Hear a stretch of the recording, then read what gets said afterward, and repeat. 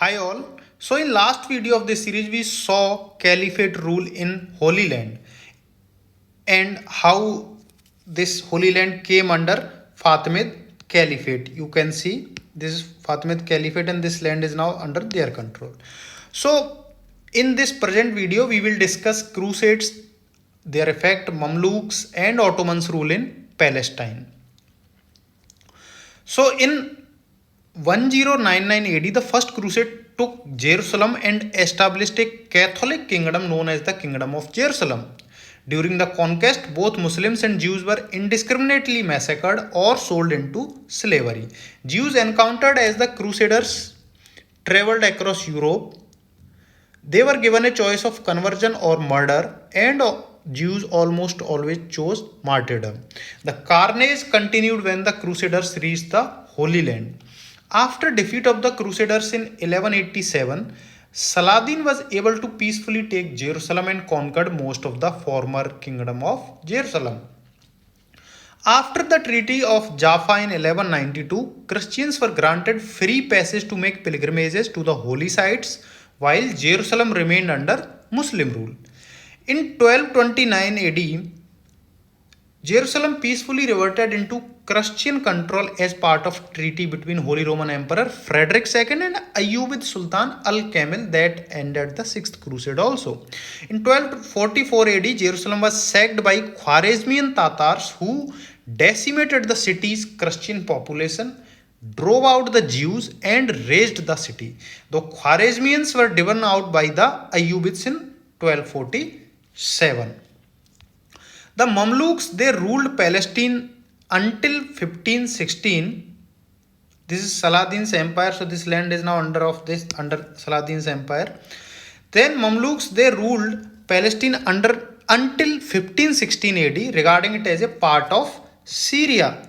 This is Mamluk empire, and this Holy Land is now part of Syria province. In Hebron, Mamluks banned Jews from worshipping at the cave of the patriarchs, and the ban remained in place until its conquest by Israel 700 years later in 1967. So, what is cave of patriarchs? Why is it is so important? The cave of patriarchs or tomb of the patriarchs, known to Jews as cave of Machpelah and to Muslims as the sanctuary of Abraham, is a series of caves located in the heart of the old city of Hebron in the southern West Bank. So this is Hebron city in West Bank area, you can see, and this is the cave of patriarchs. According to the Abrahamic religions, the cave and adjoining fields were purchased by Abraham as a burial plot, and we also discussed in our first video that Abraham's wife Sarah was buried here. Over the cave stands a large rectangular enclosure dating from the Herodian era. Byzantine Christians took it over and built a basilica which after the Muslim conquest was converted into Abrahami mosque. Crusaders took over the site in 12th century, but it was again taken back by Saladin in 1188 and reconverted into a mosque. Israel took control of the site in 1967, dividing the structure into synagogue and mosque. The site is considered by Jews to be the second holiest place in the world after the Temple Mount. The collapse of the Crusades was followed by increased persecution and expulsions of Jews in Europe. Expulsions began in England in 1290 and were followed by France in 1306 AD. During the 4th century, Jews were blamed for the Black Death in Europe, and the communities of Belgium, Holland, Switzerland, and Germany were massacred or expelled. The largest massacres of Jews took place in Spain, where some tens of thousands were killed and about half of the Jews in the country were forcibly converted.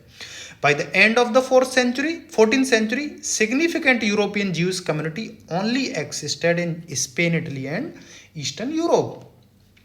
So let's talk about Spain. In January 1492 AD, the last Muslim state was defeated in Spain, and 6 months later, the Jews of Spain, that was the largest community in the world, that Jews of Spain, that were required to convert or leave without their property. They were told Either you convert to Christianity or leave. So 100,000 converted, but many continued to secretly practice Judaism.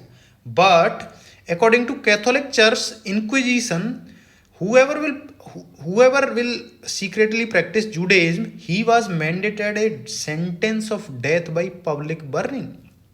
Then 175 175,000 left the Spain, and on the day, one day was set as the last day for Jews to legally reside in Spain. That same day, Columbus sailed to America. Why I mentioned this? Because Columbus was the Jew who converted to Christianity.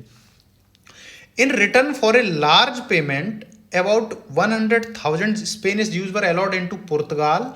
However, 5 years later, their children were seized and they were given the choice of conversion or departing without them. Most converted but continued to practice in secret.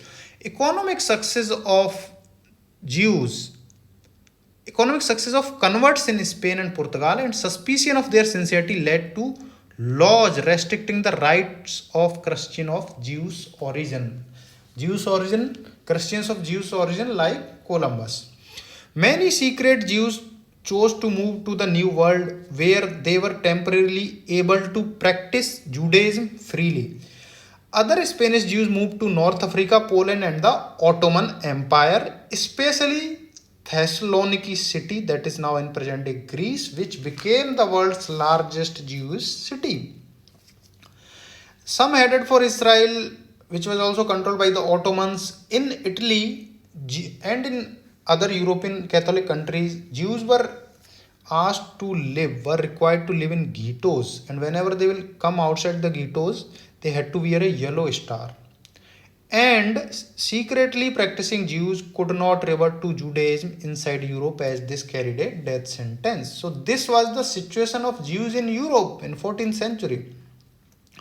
Now this area was conquered by Turkish Sultan Selim I in 1570 CE. Selim I, he will conquer this area, Jerusalem and this Holy Land, and this will become a part of the province of Ottoman Syria for next 4 centuries. The Ottoman sultans encouraged Jews fleeing the Inquisition in Catholic Europe to settle in the Ottoman Empire. Suleiman the Magnificent's personal physician was a Jew who was an Inquisition survivor. Then Jewish business women dominated communication between the Haram and outside world. Between 1535 and 1538 AD, Suleiman the Magnificent built the current city walls of Jerusalem. Jerusalem had been without walls since 13th century. In 1558 AD, Selim II, who was the successor of Suleiman, whose wife Nurbanu Sultan was a Jewish lady, he gave control of Tiberias to Gracia Mendes, who was one of the richest women in Europe and an escapee from the Inquisition. She encouraged Jewish refugees to settle in the area and established a Hebrew printing press. Then Gracia Mendes' nephew Joseph was made governor of Tiberias, and he encouraged Jewish settlement from Italy. So, Jewish population was concentrated in Jerusalem, Hebron, Safed, and Tiberias, known in Jewish tradition as the four holy cities. Further migration occurred during the uprising in Ukraine, which was accompanied by brutal massacres of tens of thousands of Jews.